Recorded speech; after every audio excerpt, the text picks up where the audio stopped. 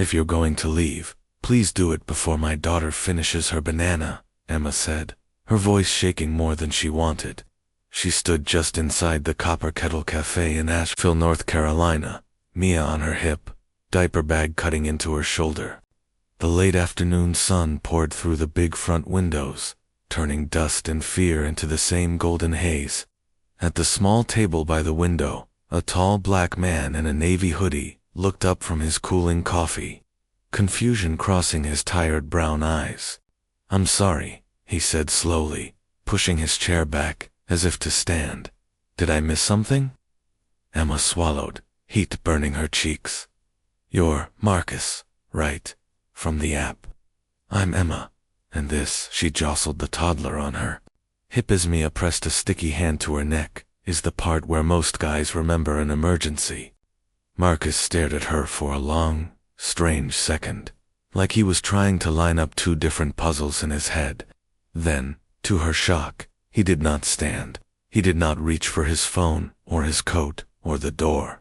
Instead, he straightened in his chair, wiped his palm on his jeans, and said, as if they were talking about the weather, "I have a 5-year-old at home.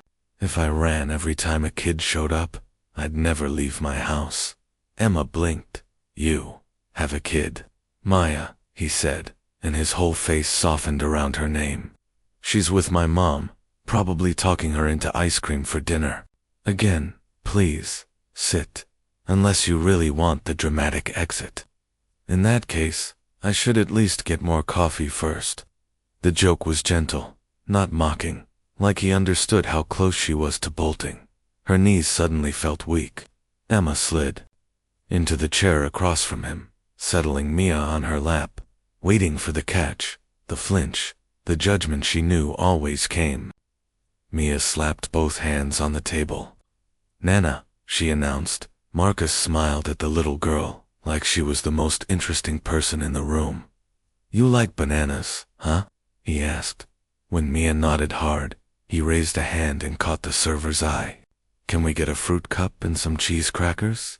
he asked, then looked at Emma. "Is that okay?"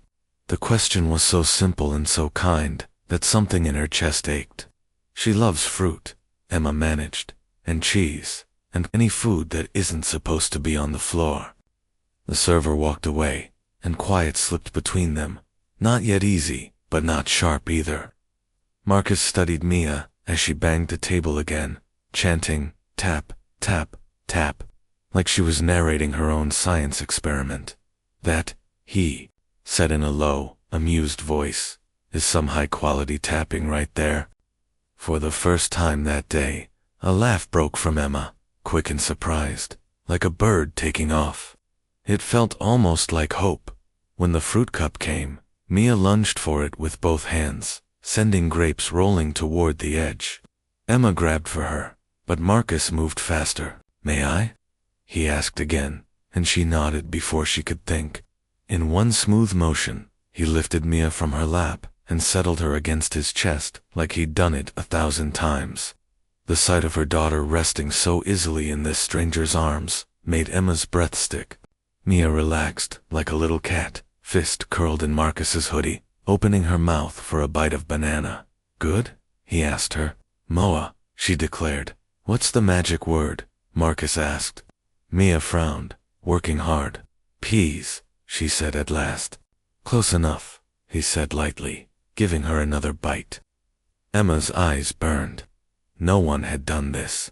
Not once in 2 long years. No one had just stepped in and helped, without a sigh, or a joke, or a look that said, "You brought this on yourself." "Are you okay?" Marcus asked quietly when he saw her blinking fast.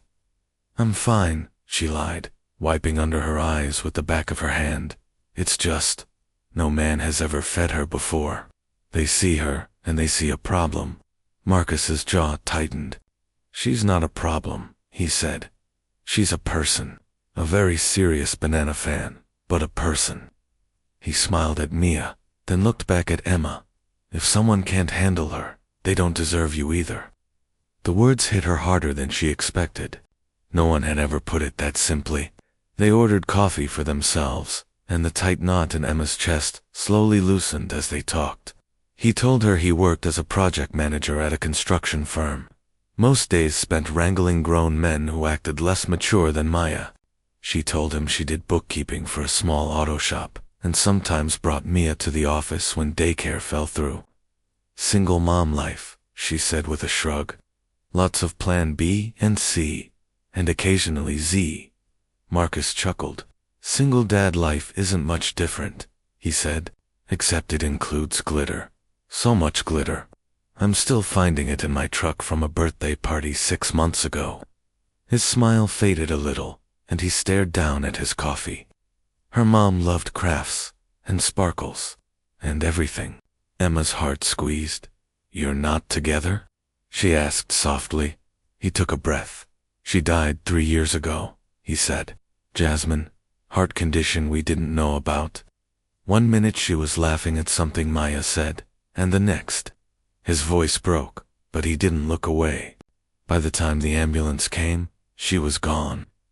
Emma's fingers tightened around her cup. You don't have to say sorry, he said, his eyes gentle. Everyone does. I just miss her, and I'm scared all the time that I'm messing Maya up. Emma knew that fear like she knew her own name. You're not, she said. You got a babysitter so you could meet a total stranger who showed up with a toddler. That's brave. He gave her a small smile. Speaking of brave, he said as Mia's dad, in the picture. There it was, the question she always knew was coming. She felt herself stiffen. No, she said carefully. It's been just her and me since she was born. The truth sat inside the lie, sharp and heavy. Marcus didn't push. He just nodded slowly. That must be hard, he said. Some days, she admitted. Some days it feels like I'm doing everything wrong. But she's worth it. Every late bill, every 3 a.m. fever, every person who calls her a mistake behind a fake smile. She's worth all of it. Marcus looked down at the girl in his arms with a flash of anger that wasn't aimed at her. Anyone who calls her a mistake is saying more about themselves than her, he said quietly. For what it's worth, I think you're doing a pretty amazing job. By the time they walked out into the cool evening, the sky over the blue, ridge mountains painted pink and gold, Emma's cheeks hurt from smiling. Mia slept on Marcus's shoulder, her curls damp with sweat, her little mouth open. He walked beside Emma like he had been carrying her daughter forever, one big hand steady on her back. At Emma's car, he carefully shifted Mia into her arms. Thank you for not running, she said, voice soft. Thank you for not running either, he answered. Can I see you again, both of you? Emma hesitated. Every other time she had opened this door, even a crack, it had slammed in her face. But standing there in the parking lot, keys cold in her hand, she felt something she had not felt in 2 years. Hope. Yeah, she said. I'd like that. He grinned, a little shy now that it mattered. Next time maybe a park. Maya is dying to meet the lady from the picture, and the tiny friend. Emma laughed, tucking Mia into her car seat. A park sounds perfect, she said, and for once, the word didn't feel like a lie. The park on the south side of town was full of kids and parents, and the smell of hot dogs from a nearby cart when they met again that Saturday. Marcus was already there, pushing a little girl with wild dark curls on the swing. Maya saw them first. Daddy, they're here, she yelled, launching herself off the swing midair. Emma gasped, but Marcus just sighed like he saw this kind of stunt daily. Feet on the ground, kiddo, he called. Maya landed in a wobbly crouch, then ran straight toward the stroller. Hi, I'm Maya. You're Emma, and this must be Mia. She bent to peer at the toddler. That's a baby, she said. Not a baby, Mia answered firmly from her seat. Big girl. Maya nodded. Serious. Okay, you're a big girl. I'm 5. That means I'm the boss of the playground, but not of grown-ups. Daddy says that part a lot. Marcus jogged up, slightly out of breath. Sorry, he told Emma. We had a whole talk about not sprinting at strangers. She's not a stranger, Maya said, taking Mia's hand through the stroller bar. She's Emma, and this is my best friend now, right? Mia studied her for a beat, then nodded so hard her hair bounced. Best friend, she agreed. Emma felt something warm bloom in her chest as she watched the girls together. They walked, they pushed swings, they shared snacks. When Mia tripped and skinned her knee, it was Maya who shouted, "Emergency, Daddy." And it was Marcus who knelt in the wood chips, cleaning the scrape with gentle hands, while he told a silly story, until both girls were giggling again. Later, on their third date, Emma stepped into Marcus's small 2-story house in a quiet Asheville neighborhood and felt like she had walked into someone's heart. Toys were tucked into baskets by the couch, crayon drawings covered the fridge, and the walls held photos of smiling faces. In many of the pictures, Maya grinned at the camera, missing teeth and covered in cake or finger paint. In others, she was held by a woman with warm brown skin and a smile big enough to light a whole room. "That's my mommy," Maya said, appearing at Emma's elbow so suddenly she jumped. "Her name's Jasmine. She's in heaven, but Daddy says she still watches us, especially when I do flips I'm not supposed to do." Emma's throat felt tight. "She was very beautiful," she said. "I know," Maya replied with simple pride. "Daddy says I have her smile." She flashed her biggest gap-toothed grin. Emma laughed. "You really do." Later, when the girls ran outside to dig for treasure in the corner of the yard, Marcus poured Emma a glass of water and leaned on the kitchen counter beside her. "You okay?" he asked. She watched Maya help Mia climb the back steps, small hands steady on even smaller ones. "I'm happy," she said slowly, surprised to hear it out loud. "That's scary." He nodded like he understood.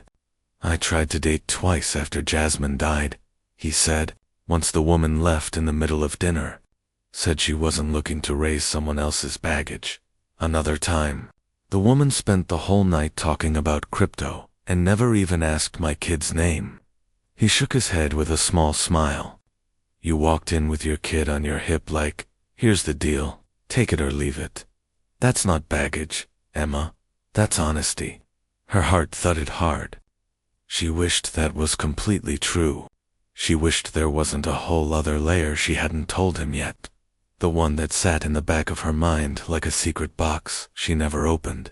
That night, when she buckled a sleeping Mia into her car seat, Marcus leaned on the frame of the door and cleared his throat. "Can I ask you something?" he said. "Maya asked me today if you're going to be her new mom." Emma's heart skipped. "What did you tell her?" "I told her we're taking things slow," he said. "I told her I care about you and that we're still figuring it out. But between you and me," he met her eyes, and she saw fear and hope mixed together. "I'm falling in love with you, Emma, with both of you." The words stole her breath. She had wanted to hear something like that for so long it hurt, and now that she had, panic crawled up her spine. Because he didn't really know her, not all the way. He knew the jokes, the tired smiles, the way she always carried extra wipes. He didn't know why Mia's eyes were a dark hazel that didn't match Emma's blue, or why sometimes, late at night, Emma pressed her face into Mia's hair and whispered an apology to a sister who wasn't there to hear it. "Marcus," she started, voice shaking. I'm falling for you, too. But there are things I haven't told you." Before she could say more, a wail split the air from the guest room, where the girls were napping. "Mama?" "Mia sobbed, monster." They raced down the hall. Mia sat up in the small bed, cheeks wet, while Maya patted her arm with fierce focus. "It's okay," Maya was saying. "I already checked under the bed. No monsters, just dust bunnies. Daddy says those are the only kind we own." Marcus scooped Mia up, rocking her gently, his big hand covering most of her little back. "Bad dream, huh?" he murmured. "You're safe, I promise." Mia hiccuped against his chest, her fist twisted in his shirt. "Scared," she said. "I know, Bug," he whispered. "Want to hear the moon song?" Maya nodded eagerly and started humming first, a sweet, off-key tune. Marcus joined in, making up soft words about the moon watching over them and the night being kind, about little girls who were brave even when they were scared. Emma sat on the edge of the bed, tears rolling down her face, watching this man and his daughter pull her child into their circle without hesitation. Her secret throbbed inside her like a second heartbeat. This wasn't just a man she liked anymore. This was a man she loved. This was a man she could lose if she told the truth. Weeks turned into months. Emma and Mia were at Marcus's house so often, it started to feel like theirs. There were pizza nights where both girls ended up with more sauce on their cheeks than on their plates. There were Saturday mornings when Maya taught Mia how to pour syrup all by herself, and Emma caught it just before it hit the floor. There were evenings on the porch when the mountains turned blue in the distance, and the girls' laughter floated out from the living room like music. One night, after a long day of work and spilled milk and a preschool tantrum over the wrong socks, Marcus and Emma sat on that porch with their knees touching, the baby monitor buzzing softly between them. Maya asked if she could call you Mom today, he said quietly. Emma's heart twisted. What did you say? I said, she could call you whatever you all feel ready for, he said. And that, whatever we call it, you're already family. He turned his head to look at her. Emma, I need you to know. I'm all in. I don't date for fun. I don't have the time or the energy. I want a partner. I want someone who loves Maya. And I already love you and Mia. That's the truth. Emma stared at him, the words ringing in her ears. The fear that had sat in her chest for 2 years suddenly felt heavier, meaner, smaller, all at once. She could not keep building a life on half-truths. Not with him. Not with this. Not with 2 little girls tangled together on the couch inside, calling each other sister in their sleep. A sharp October wind moved across the yard, and Emma pulled the blanket tighter around her shoulders. The air smelled like leaves and chimney smoke. I need to tell you something, she said, her hands shaking, about Mia. Marcus straightened at once. Is she okay? She's fine, Emma said quickly. She's perfect. This is about before you met us. She swallowed hard. You know how I said her dad isn't in the picture? That's true, but not the whole truth. She took a breath that scraped her throat on the way down. Mia isn't my biological daughter. Silence fell heavy and cold. Marcus didn't speak, didn't move, just watched her with those steady eyes that had become home. The words poured out of her in a rush. I had an older sister, Rachel. She was everything I wanted to be. Smart and kind, and so brave. She married her college sweetheart, Daniel. They lived in Charlotte. 3 years ago, he was hit by a drunk driver on his way home from work. He died on impact. Her voice shook, but she kept going. Rachel was wrecked, but then she found out she was pregnant, and she said it felt like Daniel left her a piece of himself. Emma wiped at her eyes, but more tears came. The pregnancy was fine. Every checkup. I drove down for doctor visits, helped paint the nursery, all the stuff you see in baby commercials. Then when she went into labor, there were complications. She started bleeding, and they couldn't stop it. Her chest hurt like it had that night, like it always did when she thought of it. She grabbed my hand and said, "Promise me she knows she's loved. Promise me you'll keep her safe." And then she was gone. They put this tiny, screaming baby in my arms, and everyone looked at me like I was the answer to a question I didn't understand. Emma's whole body shook now. Marcus's hand closed around hers, solid and warm. She clung to it. I couldn't stand the way people's faces changed when they heard what happened. Curiosity to pity in 2 seconds. I couldn't stand the thought of telling that story over and over while Mia was right there. So I let people assume she was mine. I let them think I was the foolish girl who got pregnant by the wrong guy. I let them judge me, because it meant they weren't pitying her. Her eyes met his, desperate. I should have told you earlier. I was terrified. I thought if you knew, you'd look at her like she was. Less, or like I'd tricked you. but she's not a story, or a project, or a sad thing to fix. She's just MIA. Her voice sharpened with something fierce. She is mine, Marcus, not by blood, but by every 3 a.m. fever, every diaper, every time I held her when she couldn't stop crying. I chose her. I choose her every day. Her words faded, and the only sound was the hum of cars on the distant highway and the faint murmur of the TV inside. She waited for him to pull his hand away, to stand up, to say she had lied, to say this was too much. He didn't. Instead, Marcus took a slow breath and shifted closer. He cupped her face in his hands, thumbs brushing away tears that just kept coming. "Do you remember what I said the first time we met?" he asked. "About Mia?" Emma shook her head, barely able to think. "I said she wasn't a problem," he reminded her softly. "She was a person. That's still true. None of what you just told me changes that." "You're not mad," she whispered. "Emma," he said, and her name in his mouth felt like a promise. "You were grieving your sister. You were handed a newborn who had lost everyone in one night, and you stepped up. You didn't wait for papers or applause. You just became her mother. People lie to hide selfish things. You hid this to protect her. And when you were ready, when you trusted me, you told me the truth. That's not betrayal. That's bravery." Her shoulders sagged with relief and exhaustion. "I thought you might leave," she said. "I can't lose you. I can't lose this for her." Marcus shook his head. "I'm not going anywhere," he said. "I love you, Emma, and I love that little girl, whether you share DNA or not. Families like ours, we're held together by choice. That's stronger than anything else." Emma let out a sob that sounded more like a laugh. She buried her face in his chest, and he wrapped his arms around her as if he could hold her whole world together by sheer will. On the monitor beside them, a soft giggle sounded as one girl rolled against the other in her sleep. Safe and tangled up like sisters. Spring came to Asheville, with bright dogwoods and warm rain that made everything smell new.